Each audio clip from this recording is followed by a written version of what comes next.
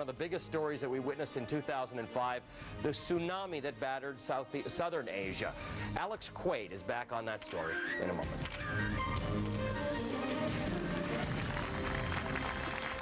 I went back to Bande Aceh to try to track down some of the children that I'd met right after the wave struck. I went back to a refugee camp trying to find one boy in the middle of 4,500 tsunami victims still living in tents there a year later. I mean, this is really a needle in the haystack kind of a situation, but surprisingly, the people living there said they thought that he may have gone to another camp about an hour away in the mountains. So we went there and miraculously we found him. 13-year-old Nasir told me it's been a daily struggle living at the camp. I asked him, how does he get through? What's helped him through this year? And by answering, he showed me a monkey he'd found, and he turned into basically his best friend at the camp. Now, while I'm interviewing Nasir, this monkey is crawling up him, and it basically goes and attacks, goes right for his microphone, and chews the windscreen right off the microphone. And then this monkey starts playfully lunging at the camera, lunging at me. It was definitely a light moment amongst these very heavy and powerful follow-up stories that we were doing on the tsunami.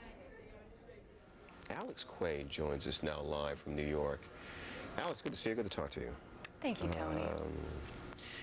Post-traumatic stress disorder. I would imagine it is everywhere in that region of the country, particularly with the young people.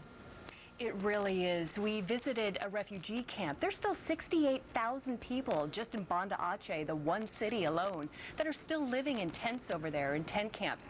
And we visited one of these camps, and the people really are still traumatized. Alex Quade is back from her trip to Indonesia and joins us now. Alex, how many survivors live in these camps? Well, the tsunami made 500,000 people in Indonesia homeless. And in the city of Bande Aceh, where we went, nearly 68,000 are still living in tents, are still living in these refugee camps. Now, in your story, Alex Quade back home in New York. Alex, this boy's story is so heartbreaking. I'm wondering, how did you meet him? Oh, Carol, it really was. There were so many people that we wanted to tell their stories. And the funny thing about Hasmula is we were just driving by. We were trying to get some video of the various reconstruction efforts going on, the houses being built, the tents going up. And I see this child in the water, and he's beating the water with a stick. And Alex Quade joins us now just to listen to those children. They're like little adults. They really are. In fact, Nasir, you saw, the entire situation weighs on him. He feels that he needs to try to support his mother.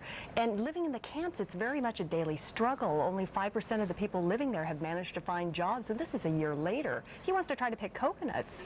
Alex, a few questions for you after watching your report. First of all, what a difference a year makes. Nasir has grown about a foot. Yeah, he has. It was surprising to see just how much he had grown, and I think his voice changed as well. A young man. How did you find him? That couldn't have been easy to track him down a year later. It really was a needle in the haystack kind of a situation. We went to the first refugee camp, and at that location, there's about 4,500 tsunami victims that still live there. Little comfort for survivors like Wallace. There is nowhere else for them to mourn. Such a difficult story, and there's so many stories just like that. Alex Quade joins us now from New York. Alex, people are obviously still traumatized by this. How are they working through that? By talking about it? They really don't have much counseling, so they really aren't talking about it too much. The funny thing about Wallace here, the young man at the mass grave, we went there and he just came up to me wanting to practice his English. And so we talked a little bit. The first thing I asked him is, what is he doing here? Why is he at the mass grave? And that's when he said he thought that maybe 200 members of his family were buried there. I mean, if you can imagine just wondering if your family is buried there and having no idea. These people, all these survivors, they have no idea. There's no identification on the bodies that were dumped here. And so as far as any sort of counseling, all of these tsunami survivors are very traumatized still.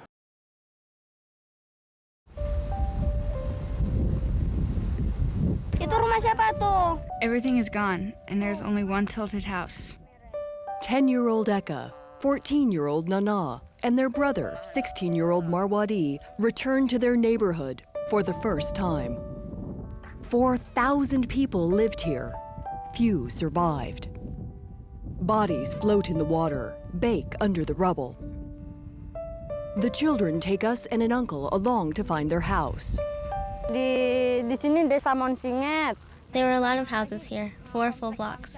We lived over there at the end. There were a lot of stores on my right here, and here was a fish farm. The day it happened, it was exactly like this, nice and sunny. But today, the waves look nice. When the earthquake hit, Mama was so scared that she started praying. We looked towards the ocean, and all of a sudden, there was the wave. Dad told us to take the motorbike and run away. This is when we last saw him. The 3 children on their small motorbike raced down this road. The tsunami they could hear directly behind them. They fell off their bikes several times. They even hit a pedestrian. They couldn't stop to see how he was. They had to outrun the wave. It was really tall, taller than that tree. When we were on the bike here, I looked behind me and saw a 2-story house crashing down, hit by the really tall wave.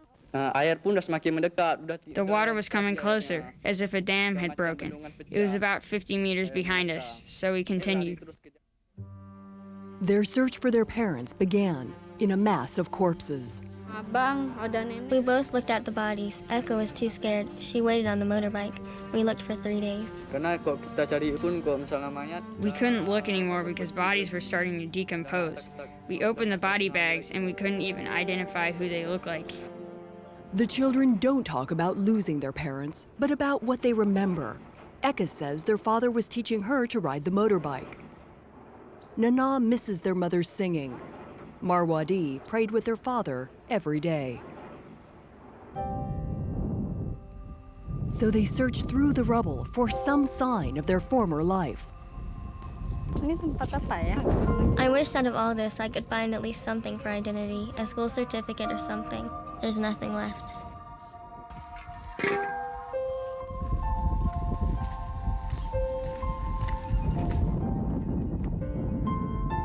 They finally see their home.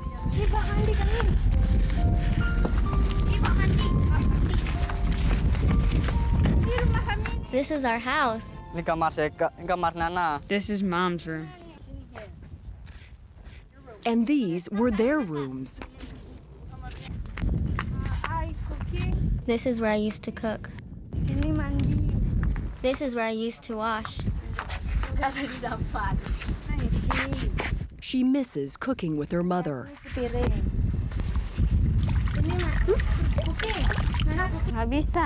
Nana wants to leave her mark. This was her room.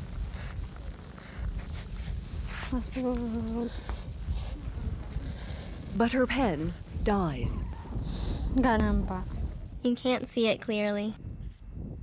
Nana, Eka, and Marwadi must move on. Brother, there is nothing left. Yes, there is nothing. That is my school. That's the library, and these are all the classes. There's nothing left. I don't know where we'll go to school. No school. Home. Money. Or parents. Their future uncertain. 1 year later, I find Nana, Eka, and Marwadi at an uncle's. He is my uncle. Babysitting his 4 children in exchange for shelter. Nana goes to a new school. So does Eka, and they now wear Muslim headscarves. Marwadi goes to a new mosque. We have to struggle to survive because we lost those we loved. Allah gave us this challenge, and we had to face it. They miss their old home. So we go back. What is it like to be back here? It's very different now. There's nothing here. There should be new houses here by now, but the government doesn't allow the redevelopment because it's too close to the sea. The little left of their house, taken. Someone took the toilet. There are people going through the rubble looking for things to take. This is a broken plate. It was Mama's plate. Why didn't the scavengers take it? What for? It's damaged. The children tell me that even a year later, they still worry about stumbling across bodies. They found a skeleton here not too long ago. Nana, I'm afraid to walk over here. I'm afraid when I see the ocean. They don't like to go much closer. I'm also afraid. The other day I went out there after low tide and found many bones and skulls. Then he teases. Go further, there's ghosts. Ghosts will take you. It's been a tough year. I feel like I've replaced my father because I have to take care of my sisters. Eka has taken their loss the hardest, her sister says. It is very hard to take care of Eka. She never finishes her homework. I only study when there's a quiz. I tell her she needs to change her attitude because it is very important for her future. I always remind Eka that we have no parents anymore. That's why we need to be tough and do everything by ourselves. Marwadi wants to be a doctor. Nana, a nurse. And Eka jokes, a hospital manager, so she can boss them around. Last time we were here, we came over here, and the pen, you tried to write your name on the floor, that this was your room, and the pen did not work. Yes, the pen did not work when I wanted to mark this ground, so my brother made a sign.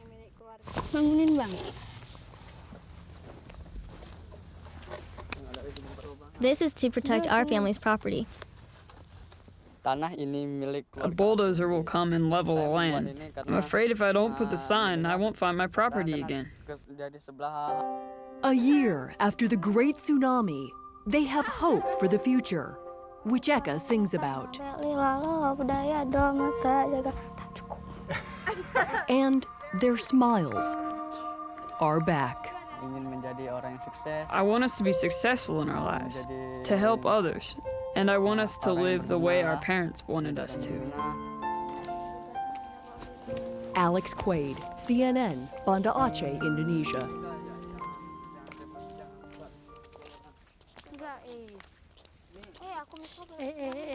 Tuh dengar tuh suara abang ada pakai nih. This was a place of sheer horror. More than 54,000 tsunami victims were dumped here. Without identification, without dignity, without ceremony. At the time, there was nothing else to do. Bodies were rotting in the streets. We followed the body baggers then. It was a nightmare. Death everywhere we looked, everywhere we stepped.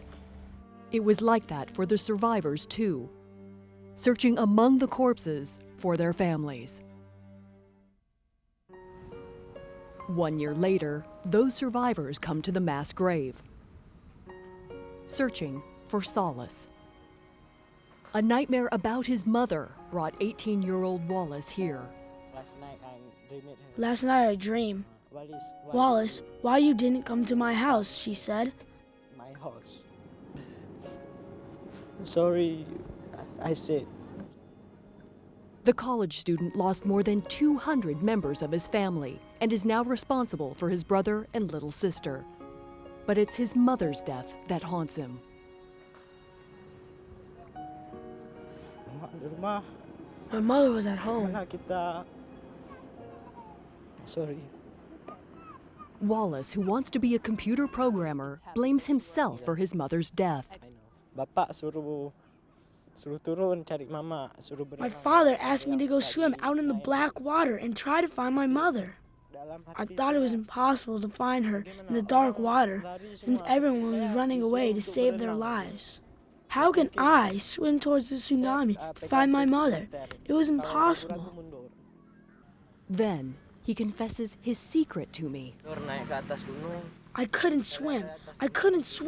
So I ran away to the mountains. Hours later, Wallace tried swimming for the first time. I finally arrived at my house, but there was no house anymore, just foundation.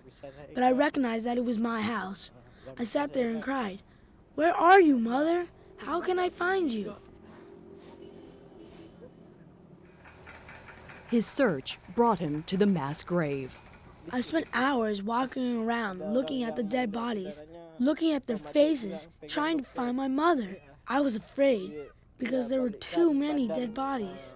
In Wallace's recurring nightmare, his mother asks why he didn't come home to save her. So he comes to the mass grave to ask her forgiveness, though he'll never know if she's really buried here.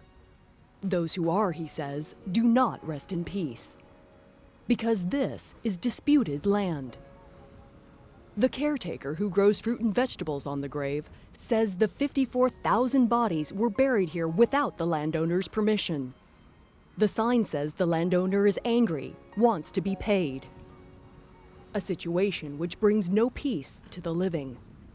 When you look out here, Yes. what do you see? I see the dead body. I saw the process with the tractor, like animals. They just threw them away. The process was horrible. In Islam, we bury people with white clothing, but there were no burial clothes. I know that my mother was thrown from a tractor like that, here. The disputed mass grave is now green with life. Cows roam. Papaya trees grow. Little comfort for survivors like Wallace. There is nowhere else for them to mourn. Alex Quade, CNN, Bande Aceh, Indonesia.